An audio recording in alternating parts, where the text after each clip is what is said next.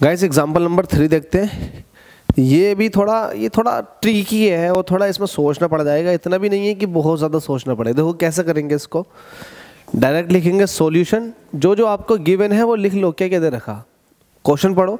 The peak value of an alternating voltage applied to a 50 ohm resistor is 10 volt.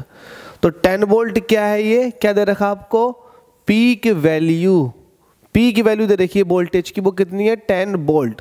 तो peak value को आप क्या कहते हो, ई नोट। ये 10 वोल्ट दे रखा। ये जो पीक वोल्टेज लगा हुआ है 50 ओम के रजिस्टर पर लगा हुआ, तो मतलब ये आर पर लगा हुआ है। आर की वैल्यू कितनी है 50 ओम। तो आपके पास एक रजिस्टर है, उस पर आपने पीक वैल्यू ऑफ वोल्टेज लगाया हुआ है। अभी तक तो ये था। फाइंड द आरएमएस करंट, और करंट की आपसे कौन सी वैल्यू पूछ रहा है, आरएमएस। तो आपसे आई आरएमएस ये पूछ रहा है, ये डिमांड है। साथ में क्या कह रहा, if the voltage frequency is 100 hertz. तो जो यहाँ पर फ्रीक्वेंसी दी हुई है जिसको आप एफ कहते हो, ये 100 हर्ट्ज है। ऑल्टरनेटिंग है तो फ्रीक्वेंसी तो अपने आप में बनती ही है।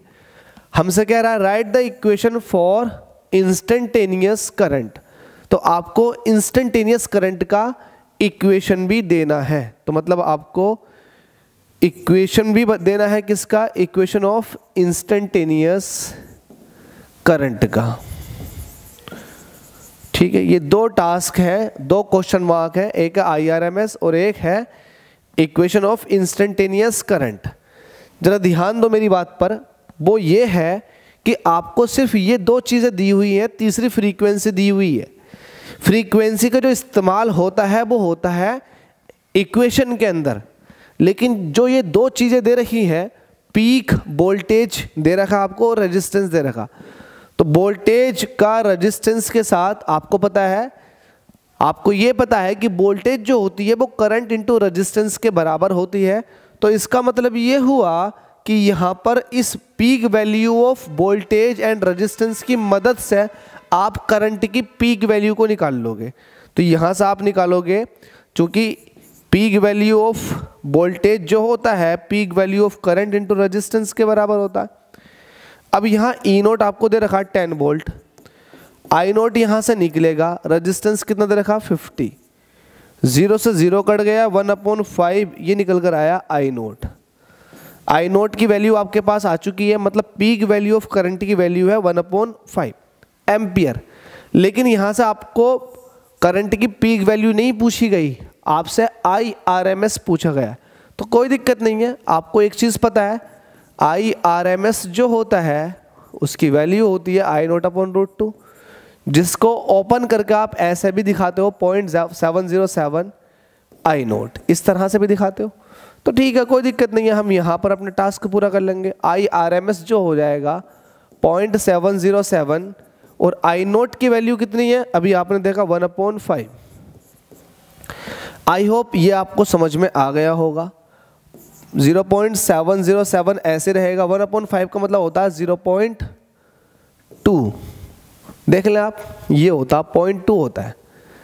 अब 0.2 और 707 इनका मल्टीप्लीकेशन करो, मल्टीप्लीकेशन करेंगे तो आपको मिलेगा क्या, देख लो इसको जरा ध्यान से। आई नोट की वैल्यू कितनी आई है, यहाँ से चूंकि ये 50 दे रखा था और ये आपको 10 वोल्ट दे रखा था, तो उसके हिसाब से आई नोट की वैल्यू 1/5 आई थी। इसको सॉल्व कर लेते, सॉल्व करेंगे 707 और जब 2 की मल्टीप्लाई करेंगे तो ये आ जाएगा 1414।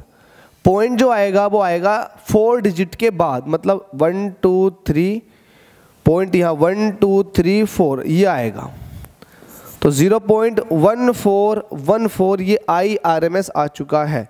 तो मैं चेक कर लेता हूँ आई आरएमएस की वैल्यू ठीक है, बिल्कुल ठीक है, 0.1414 ये आई आरएमएस है। ये वैल्यू एम्पियर में आई है, इसको बुक के अंदर 141.4, चूँकि जब ये 3 प्लेस इधर को खिसकेगा तो ये मिली में पहुँच जाएगा, मिली एम्पियर। आपके पास आईआरएमएस पूछा गया था, आपने निकाल दिया। अब आपसे इसमें पूछा क्या गया, आपसे पूछा गया है कि करंट की इंस्टेंटेनियस इक्वेशन और बना के दिखा दो। तो आपको पता है सेकंड टास्क क्या है, I is equal to I naught sine 2 pi f into t. ये है इंस्टेंटेनियस इक्वेशन करंट की। I is equal to I naught sine omega t, आपने ओपन करके लिख दिया, कोई दिक्कत नहीं है।